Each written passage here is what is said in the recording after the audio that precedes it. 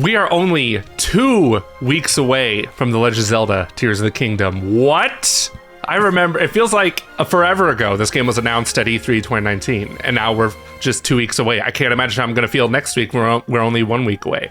But we have a very special panel today. Everyone here, except for me, got to play The Legend of Zelda Tears of the Kingdom at a preview event. We got our very own Triss, and then we got Sam, the Nintendo fangirl, and we got my old comrade from the Commonwealth realm, Konrad. So let's start with you, Konrad. How are you feeling now that you got to play the game and you're trending on YouTube too? What? Well, I'm gonna say it's very this game is unreal. This whole experience has been unreal. It was actually the first time I was invited to the headquarters of Nintendo of Europe as well in Frankfurt, Germany. So very exciting, and somehow the Zelda team just keeps surpassing my expectations. I have some ridiculous expectations when it comes to Zelda. But it seems like the Zelda team is just always one step ahead when it comes to, oh no, you don't know what you want. This is what you want. And then it's just like endless combinations.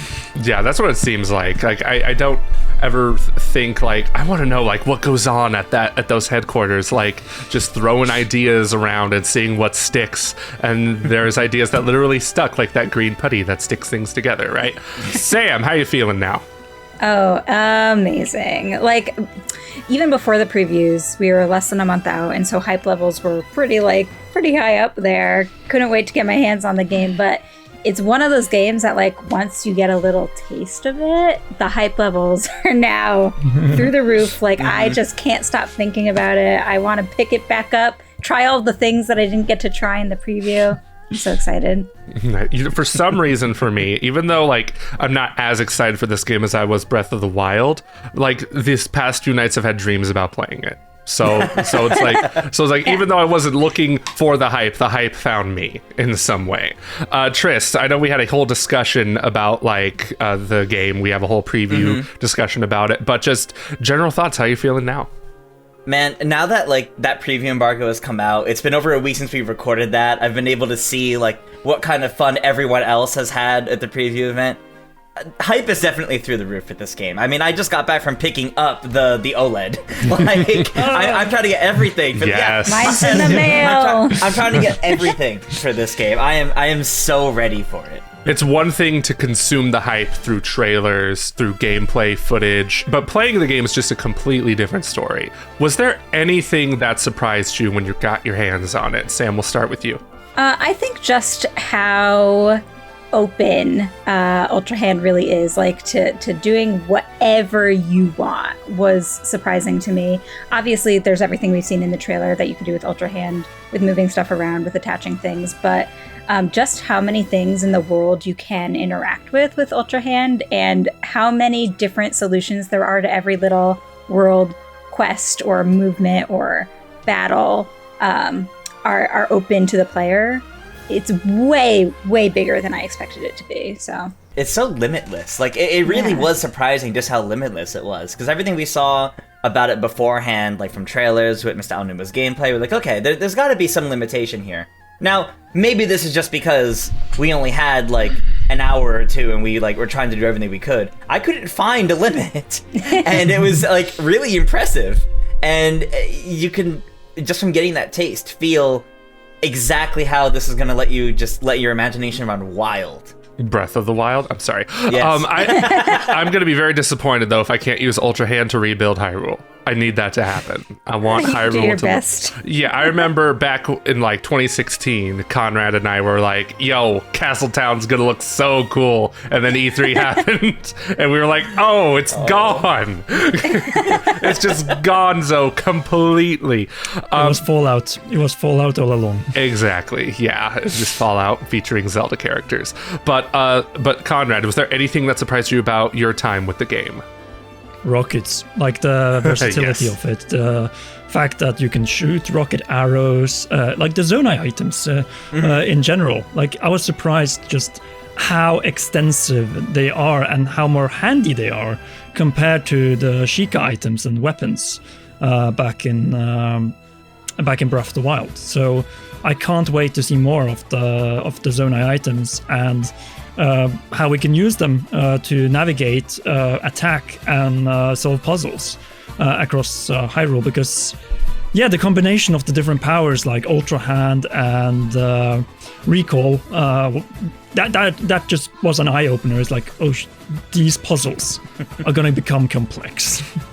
Yeah, Triss, I think you're actually going to bring up a point because what surprised me about your gameplay footage was how you used Recall to open that door to drain the water, and I think the reps told you like, oh, we didn't think that was possible. Yeah, no, like the little puzzle. I talked about this on our Q&A discussion the other day too, and everyone in chat and Andre were like, what? But there's like this pool of water, and you had to like lift like the aqueduct to drain all the water out. But if you drop it, the water refills back up. So after lifting it a couple times with Ultra Hand, I'm like, wait, it's been in the air now. So I just used Recall on it, and it just got suspended, stuck in the air, and that was how I drained it, got to the treasure chest inside, and that just felt so creative. I'm like, oh, I can't wait to find out how else I can use these abilities to solve puzzles like this. And like, I solved that completely differently. I lifted it up and like stuck it to a log with Ultra Hand, and it just stayed up. Like, that makes sense. It's fascinating. Like, I have no idea how many solutions there could be to these things. Mm-hmm. Yeah, it's absolutely wild. Like, I didn't even think the log was a possibility. I thought Breath of the Wild was already versatile, right? But here they are just saying, no, we can add the capital V to versatile with Tears of the Kingdom. Just absolutely nuts. I don't know if we got to you, Triss. Was there anything that surprised you about your gameplay? I gotta say, like, I'm definitely with Konrad with the Zonai devices. And specifically the fact that between the Zonai devices and Link's abilities combined, I don't feel like I can go back to Breath of the Wild. Like, I look back at the Sheikah runes now, I'm like, I feel so limited in what I can do. Which is so weird, because we went years with Breath of the Wild being, like, the most open Zelda, the like, biggest amount of things you can do. We're still finding, like, people making clips of, like, they pushed all these Guardians together and, like, made some wild contraption to kill them all at once, like brand new things being discovered. But I still feel like it's now more limiting to play Breath of the Wild after playing a little bit of Tears of the Kingdom. I think that's what surprised me the most. Even just looking at your footage, because I haven't played this game yet, even just looking at the trailers, I'm already thinking, like, I feel like Breath of the Wild's gonna be very... The perception of that game is going to be very different come Tears of the Kingdom. I think a lot of people might even think that it's going to feel that Breath of the Wild is going to feel like a tech demo by comparison, because this totally feels like the kind of game. It was like the Mario Galaxy to Mario Galaxy 2. Galaxy 2, they got way more creative with their ideas. That's exactly what's happening with Tears of the Kingdom. And yeah, I couldn't be more excited. I'm jealous of all three of you. But let's talk about any potential concerns that you might have had playing this demo. And Triss, let's start with you actually, because this is what I noticed in your gameplay that was kind of annoying, was that was when you used, was it Ultra Hand on the rotating device? Yeah, so I've had countless comments actually tell me there was a reset button. I just didn't see it. Wow. I did find it. So you know what? Main concern there is actually gone. Good. That's good. I still think in the moment, if you're like trying to do something quickly, it'll be annoying to find the right position to be able to rotate something the way you want to. But it's definitely not going to be that bad. In comparison, you know, I don't think anybody else is going to be playing this I only have an hour, what can I do? Quick. Like, nobody else is really going to be in that situation where they'll be that stressed over that. But I think the other concern that's kind of been coming up more now is how many Koroks there might be. Because, like, I need to stress, I like the Koroks. I like the idea behind them. You're not really supposed to go get all 900, but sure, go ahead. But I look at this, and I look at the way they're expanding this world, and I think, you can't just have 900 again. That's the problem. Because you have so much more. The whole purpose of having 900 was anywhere you go, you can find one. And you'll, just by playing the game, by exploring, you'll be able to upgrade your inventory. But now with so many more areas, that means they have to add so many more Koroks to keep that fact there, that you'll keep finding them. So I'm a little afraid of how many there will be now. Somewhere, Gerard the completionist is also turning in his grave, like wondering how many there are too. Do you have any concerns for the game, Sam? Or are you just like, no, give me the game. Come on, man. This is like very much a me thing, or a user error issue. For me, my only concern right now is how many menus there are. So you've got like your upper D-pad is now an item menu, I believe, and you've got The radial dial, I think, is actually an improvement for the Zone 9 tools, but I just know because when I was playing it, I kept opening the wrong menu and being like constantly. And so it'll take some getting used to, but for people like me who are constantly switching between games, like I rotate games almost daily, it's, I think, going to be kind of hard to memorize the button mapping for all of the menus to the point that it's fluid and I can pull out things exactly as I want to all the time. Yeah, you say you rotate games, but it seems like a lot of games have like a rotating menu now. So yeah, that seems to be the trend. Like, oh, you're going to jump between Horizon and Tears of the Kingdom? Well, there you go. Same menu there. Konrad, any potential concerns? It's mostly just technical, frame rate wise. We know that Breath of the Wild struggled in certain areas, and there were some frame rate moments in this playthrough, especially when things got intense. Explosions, then you are quickly down to 20 frames for 2-3 seconds. The question is this going to be a big problem when we, for example, fight the Gleeok or a few other situations where a lot is going to be thrown at the screen at the same time? So it's mostly the technical. Other than that, I think this game is meeting all expectations, with maybe one exception. I wish we still had underwater. I still hope there's like one item that will let us go underwater, but I think that train has left the station. That sub has left the port. The general impression from the previews, like getting to swim in water at all, the fact that it feels the same. I would be shocked if there is something that lets you go underwater. It might be as far as like the underground areas you get to explore. Maybe one of them actually leads underwater and you're like in an air bubble. But I don't think you're gonna get like the equivalent of the Zora scale in this game, or like the flippers, or something that lets you swim more fluidly. I think that'd be great if you could. But I kind of feel like we would have gotten to play around with that. Well, also, like, there were, in the previews we did, there were treasure chests underwater. So if there was a way to access them, you would just be avoiding at least those puzzles that we did. That's so true. I think it's unlikely. Well, not exactly. Like you wouldn't need still the iron boots. You wouldn't be able to open them. In past Zelda games, you needed an iron boot, so you were planted on the bed floor when you open the chest. So the puzzle would still work. It's just that you would probably be able to swim up to the chest and then realize, oh, I actually have to drain this thing. Yeah, that's true. Yeah, you know what my concern is though, is the story gonna be good? And because I know, like, with the new Tears of the Kingdom trailer, a lot of us like think, okay, it's clear they're really going full forward with story. But we kind of thought that with the final Breath of the Wild trailer too.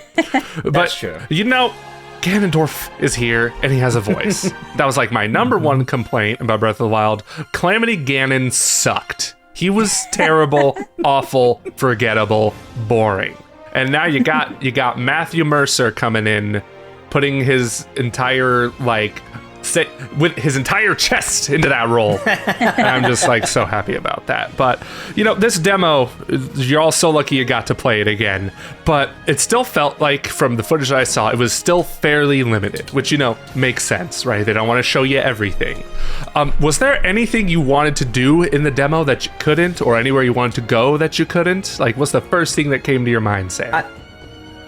I mean, so when we're in the Sky Islands, you can take a look around, and there are so many different locations on the ground that I wish that I could just let me just glide on down there real quick. So in that sense, and I think the spirit of exploration is alive and well in Tears of the Kingdom, because whether you're on the ground and you see stuff on the sky you want to go to, you're in the sky, you see stuff on the ground you want to go to. So there's going to be a ton of that.